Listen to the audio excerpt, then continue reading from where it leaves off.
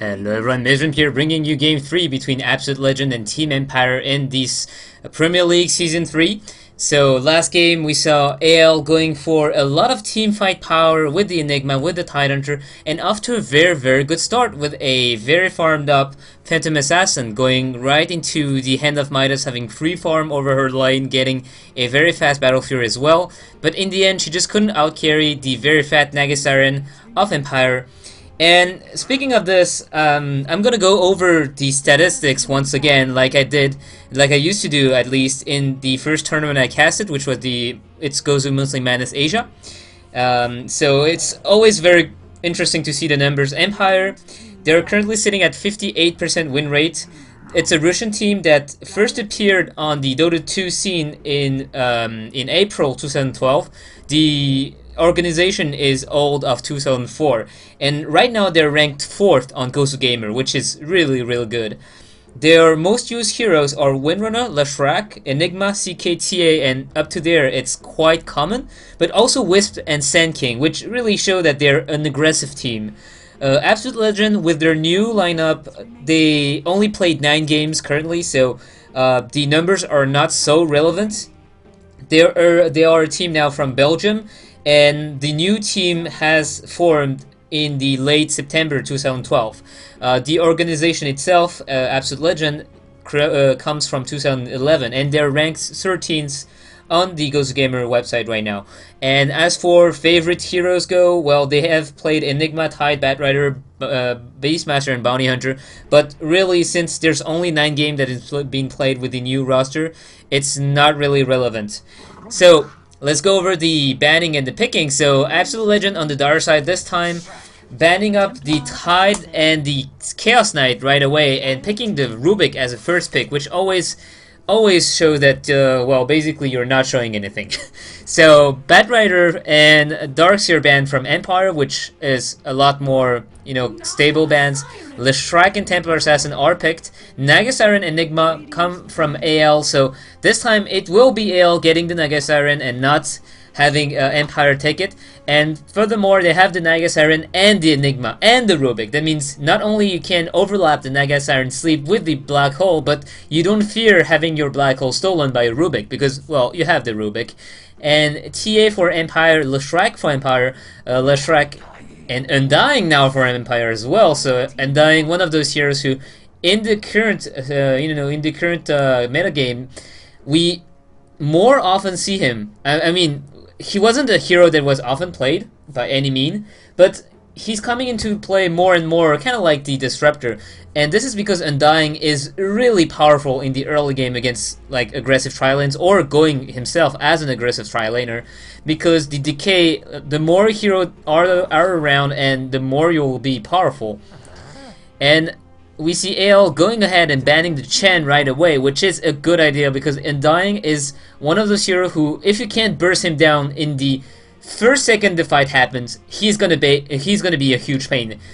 If he manages to pop his ultimate, pop his tombstone, and spam decay and heal, well, you're gonna have a very bad time bringing him down, or anyone up. And you're basically playing against a clock when you're playing against the Undying, because in a team fight, if you cannot kill them fast enough, the zombies are gonna pile up again and again and again.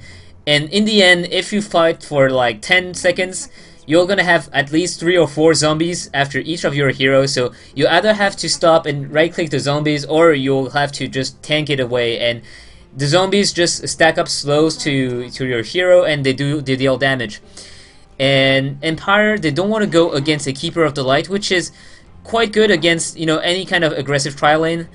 Keeper of the Light is very good at defending, or basically he's good at any tri-lane. He just gives free mana to everyone on your tri-lane, so you can spam your spells more than your opponents. And the nuke is a has a very huge AoE and deals a lot of damage as well.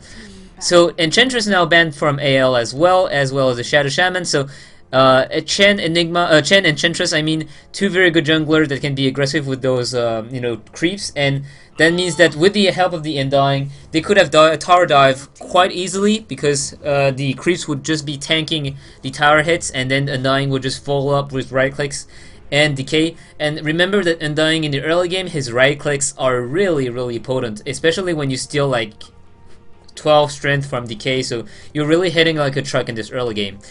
And for Empires, they're gonna ban the Keeper of the Light, the Broodmother, and the Windrunner, so those two are long laner bans. So they don't want to have a strong long laner that can escape from Undying, and Dazzle picked from AL. So Dazzle, also one of those heroes who we don't often see.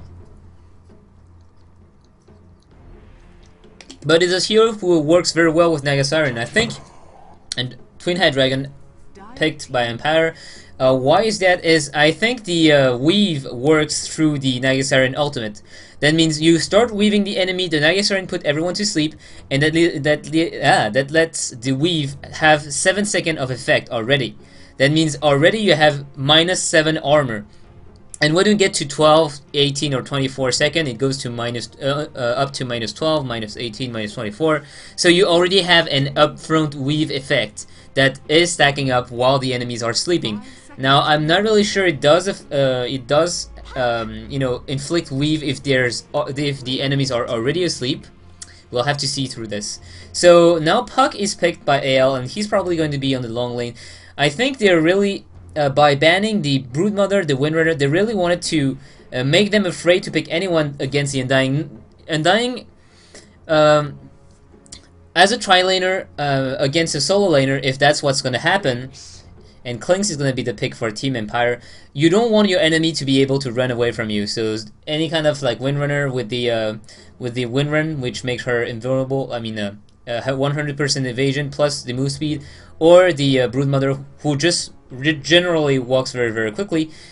You'll have the Puck instead with the Illusionary Orb, but he's not as maneuverable as, for example, Windrunner or a Broodmother in the early game. So we're gonna have Sony playing the Nagasiren, Vigos on Dazzle, Freezer on Puck, Mania on Enigma, and Come With Me is gonna be playing the support Rubik. On the other side, we have Scandal on the Temper Assassin, we have Blow Your Brain on the Undying, we have Phonic on the Klinx, and Globlack as well as SS on the support Leshrac and Jakiro. And as we can see here, they're already gonna head up towards the top lane to go for an aggressive trial lane. And Phonic is going to be on the bottom lane to try and farm.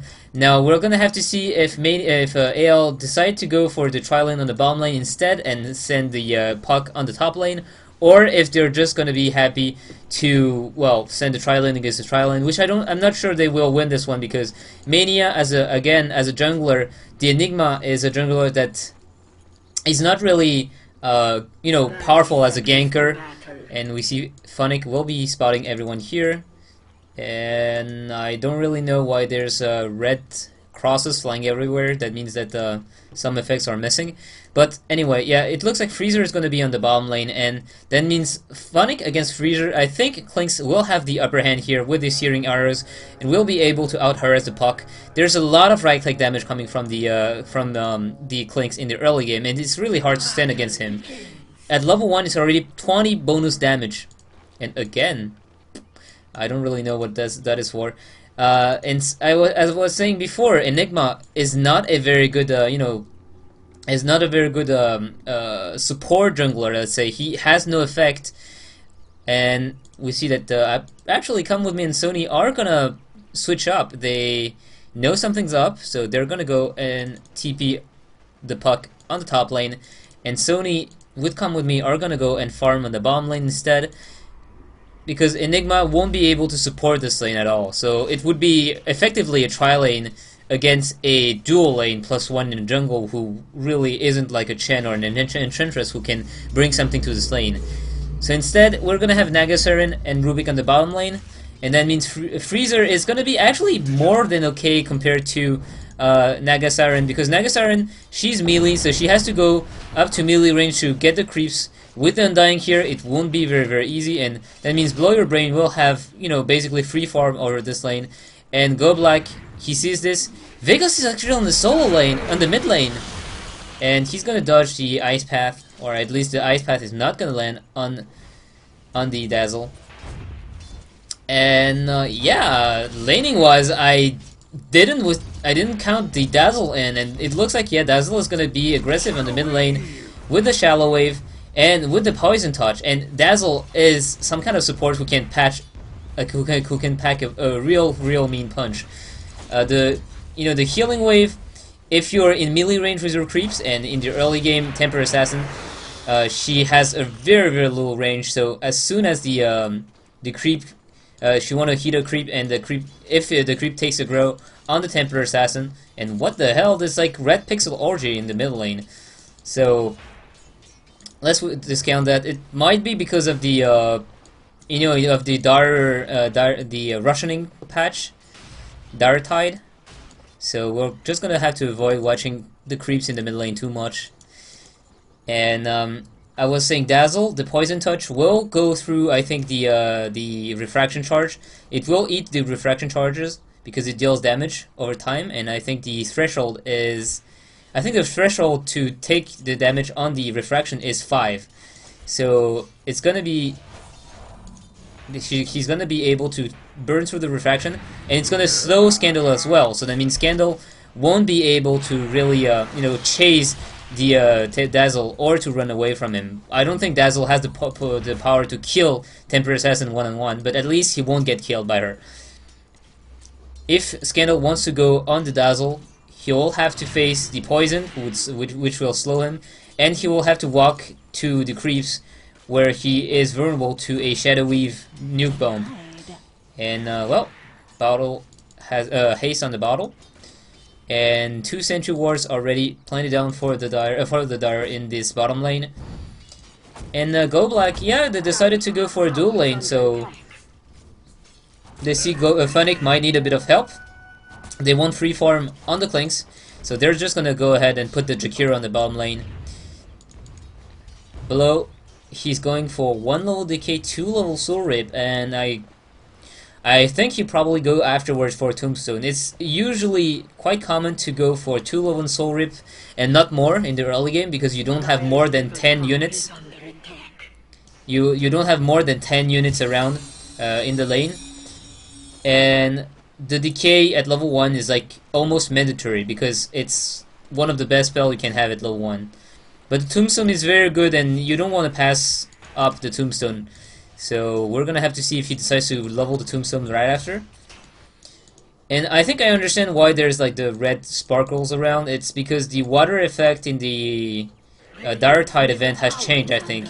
The color has changed and everything, and yeah. So Come With Me is gonna come in the mid lane, and Scandal, happily using his invisibility rune, going to be able to run away just fine. The last hit denies, Enigma is in his jungle just farming without any problem. They have a dual lane on top, that means that Twin Head Dragon is not going to go ahead and bother Mania in the jungle. He's just going to be able to farm just fine. On the top lane, Below Your Brain is at 26, and Funnick is actually at 19, whereas Scandal is 21. And for the AL side, we have Dazzle only at 13 against a 21 for 12 TA. So although I was saying, oh, and Funnick actually drawing first blood on Come With Me, and Sony is probably going to fall as well. One more right click, yep. And the Dire Core dies as well, so a huge loss for the Dire. So 1 kill, well, I mean the first blood and the second kill. 1 for Jakiro, 1 for Clanks, and the Dire Courier going down, which is going to give 175 gold to everyone. And in the early game, that's absolutely horrible for the Dire to lose their Courier, because not only they lose Courier so they can't bring items. Oh, we might have a gank on the top lane, but ganking the Undying is one of the hardest hero to gank. He's gonna get net. Is he gonna use the Tombstone? He is gonna use the Tombstone. And now with a simple decay, we see how Come With Me right now is taking so much damage. Blow, he might have overextended. Do they have the damage to bring him down? I don't think so. SS, on the other hand, he's taking a lot of damage. And Below Your Brain is running away with low health. The Tombstone, unfortunately, only level 1, so it didn't last a lot of time, and especially, I think it's gonna be very weak. It can get killed very easily. So Enigma going off with very low health. So even though if they get the kill on the Leshrac, you see how much they had to pay for this. Enigma was almost dead after this, and Come With Me had to use a solve. So very caustic ganks nonetheless. SS still falls to the fight. And yeah, I was saying in the middle lane, 19 for 4 to 29 for 14. So although the Dazzle won't die to the TA, he can't really outfarm TA because his right-click damage is not as good as TA with the refraction. So lane control-wise, Scandal still has more farm. And on the top lane, Freezer, who went on the bottom lane now, so they're switching the lanes around, only has 13 crit kills compared to Phonic 33. Oh, stun is gonna miss. And same for Naga Siren, she only has 12 crit kills. So right now on all three lanes, the Dara are actually losing the exchange. And the only wild card here is Mania on this jungle, who's pretty much the only one who can farm. So Blow is gonna go aggressively, and he wants to get those creeps. The Tombstone taking a bit of damage, but heal going down on Tombstone. Mania's gonna get stunned. Oh Mania, goodbye Mania. And SS taking a lot of damage from the creeps. He might go down to this. Yeah, he will go down to this. But he still managed to get a... No, it wasn't him who got the last hit on this creep. So now Tombstone level 3. And he's gonna be level 4 right in the next level. Phonic going on Freezer, dealing a lot of damage. 3 right clicks, 4 right clicks, and 1 more, and Freezer is gonna die. And he is gonna find him. But now, 14 seconds before he can use invisibility. Will Mania be able to kill him? I'm not really sure. He's gonna find him. He's gonna use the stun. Mania is gonna take a decent amount of damage as well. And he has to use a black hole, yes, and now Vigos comes in. He has a poison touch. This will be enough to bring down Clinks. He will take over by the poison, but this is a black hole used. Well, technically it's still okay. Scandal is going on come with me, goodbye sir, you can't do anything. And 3 right clicks will be enough to bring him down. I saw that ending from miles away. Yeah, 3 level in meld and 4 in refraction, enough damage to bring down this poor support Rubik, who really doesn't have a lot of items. And we can see just the difference in the form, like Dazzle have boots, bottle, magic wand, and that's pretty much all. Ironwood Bridge. And Temper Assassin has the same, but she has phase boots on top of this, and she has 800 gold, whereas Dazzle has 500. So over the board here, 7 to 3, and all 3 lanes getting outfarmed in the Radiant side by the Radiant side. I mean, Experience Graph 3k in Adventure of the Radiant, Gold Graph 3k as well. So it's gonna come down to Vigos, so low on health. Escaping death very, very closely with the Shallow Grave. Has to be careful though, he doesn't have another Shallow Grave up, and if he gets slowed, he might very well go down if there's no TP support. He's still standing around. Oh, he has 15 charges on the magic one, so he might be baiting this. Freezer, he's level 6 as well now, so he has the ultimate release. Undying is almost level 7. He has the basic item, which is the Arcane Boots, that allows him to just spam his spells. Sony, come with me. Do you really want to go on him? I'm not really sure they can do anything on the Undying. See, as soon as Undying pops the Tombstone, they're just forced to run away. 2 versus 1, and he's just scaring them away. And now Freezer's here with the help of Mania. Mania doesn't have the black hole though. And, well, if we take a look at the items, Jakiro, Boots, and Magic Wand. Lefrak, Boots and Magic Wand. TA has the Phase Boots, and she's going for the Blink Dagger, I guess. So, 700 gold away from the Blink Dagger. And we have Undying here with the Arcane Boots, the Ring of Vasilius, which gives him a bit of armor, which is always good. And Clanks is going for his Orchid. He already has the Ring of Quilla and a second Oblivion stuff coming up soon, so his Orchid is going to be up very, very soon, and Vigos is going to get slowed. But Mania is here, and TP's coming up. Scandal is in the middle of nowhere. He's probably going to get killed. He's trying to force them to use a Sentry Ward, and they will use a Sentry Ward. Phonic actually coming, and he want to snipe Mania. He will be able to snipe Mania. He might even be able to snipe Freezer as well with this early strafe. Now Phonic is on the run, but there's really not enough damage output to bring him down with the Puck plus a Dazzle. And I'm surprised Dazzle didn't use the Shallow Grave fast enough on the Enigma. He had the Shallow Grave, I think.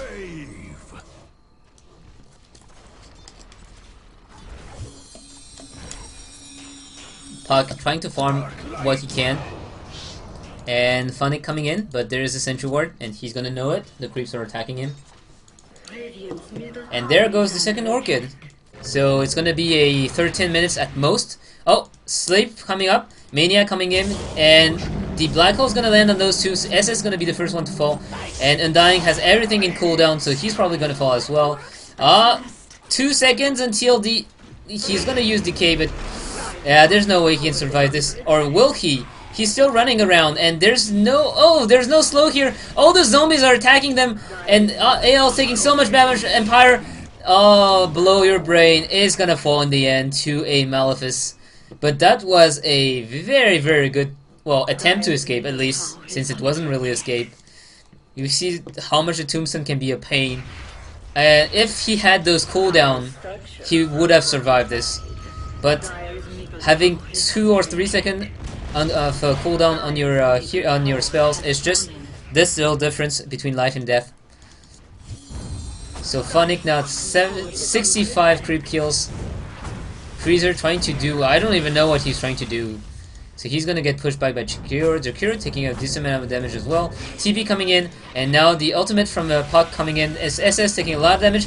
He is gonna fall down. Freezer is going on the offensive. He's very low on health. And Black is gonna be able to get the Rubik in the end. Scandal is here. He is gonna get Vigos as well. Freezer might want to be careful because Funnick is here, and Funnick is having the Orchid. He just had the Orchid flying in, and Scandal is going to be the one picking up the second kill. No, actually Clinks with the Orchid active effect, 25% more damage coming in at the end of the fight. No, actually 30%. So 30% burst at the end of the silence will be enough to take down the Puck. And now Sentry Wards planted out everywhere for the AL side, and they're wanting to go on Mania. Mania is not going to dodge the stun, and goodbye Mania. Or will he survive this? Yeah, he's going to get out of range. And I'm not sure why Temper Assassin didn't use the meld, because with the meld, she would have been able to kill. And Funnick is going to get revealed by the very good preemptive smoke. Funnick, I'm not even sure he's going to go down. There's just so little damage coming from Vigos. Rubik is going to pick the Leshrac in the meantime next to Roshan. Roshan a bit pissed, coming up out of his den and going back to his den as well. Thankfully, it's not the 150,000 HP Roshan that we see in the Dire Tide mode. Which, by the way, if you haven't played it yet, go ahead and, try a bit. It's free items and it's quite fun. It's a good break from the common game. So haste and the blink dagger coming in for Scandal now. Dire's top tower is probably gonna fall as well, or TP's coming in. Nagasaran has a sleep. They might want to go on him. Come with me, TPing with so low health, and he's gonna go down instantly. And now I'm not really sure Nagasaran wants to do anything. Oh, and this jungle, the Puck is gonna get caught. And Mania is gonna get slowed. One more right click is gonna kill him. Vigos again not getting the shallow grave in time. And Vigos, there's nothing you can do here. You're gonna die anyway. And he's gonna get denied by a neutral by so in the end still managed to get this little bit of advantage, but I'm not really sure it's an advantage anymore at this point. It's just Sony is gonna use the sleep and TP away. Jakiro is going up for the mechanism. He will have it by at least 5 minutes, maybe. It depends on the towers they get, because he probably won't get any farm. He has 27 creep kills at this point, so it's not that low. And we see Leshrac actually farming up in the bottom lane, so they're giving him some space at least to get some items. He's probably going to go for a face boots due to the fact that he bought Blade of Attacks. And Courier's gonna deliver. No, actually, the mechanism is already up, so never mind this. Undying is going towards a Staff of Wizardry and Vitality Booster that could be. Oh, Goblak, what are you doing? Oh, Goblak, he wanted to kill Come With Me. They're gonna get Come With Me. Freezer is here, and Mania is standing in the fire. Everyone's standing in the fire, in fact. Blow is coming in, and Blow is dealing so much damage. She's killing everyone who needs it. And Vigos is gonna fall, and Mania is gonna fall as well. And this game is just a disaster for AL. they're getting picked off again and again. And with Funnick already with an Orchid like 15 minutes in, he can pick off anyone on this dire side, except for maybe the Nagasarian, who still is a bit tankier than the rest. But Enigma, Rubik has like 800 HP, Puck has like 777 HP, and he won't be able to use a phase shift when he's silenced. Same for the Dazzle, he has as many HP as the Puck, and if he's silenced, he can't use the Shallow Grave. Enigma, he has 850, so everyone has less than 1000 HP, bar the Nagasaren. So they're gonna come in, and Ice Path is gonna cut the fight in two. Come with me, will be forced to run on the bottom, and Vigos is gonna take a lot of damage. He's gonna go down. Freezer now is in a lot of trouble. He's gonna phase shift away, Illusionary Orb away, but the Ice Path is gonna catch him. And again, just like at that point, they're getting completely demolished in those team fights. Heal Death Assist, yeah, 9 for 1 for the Clinks. He's just getting so much, and yeah, 17 minutes in, you don't want to have 14k disadvantage in XP. Yeah, they're already gonna kill GG. So AL, GG out of this game very, very quickly. So 17 minutes GG, and this time is gonna be a very fast game. So Empire wins this round, win the series 2-1, and I hope you guys enjoyed this cast. We'll go to the next game very shortly.